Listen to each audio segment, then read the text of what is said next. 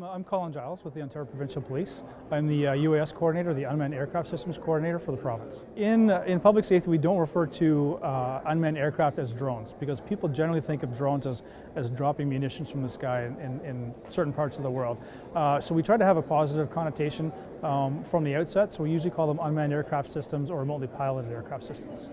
The OPP currently deploys 15 UASs throughout the province. We have approximately 50 operators that operate them on a part-time basis and are on call.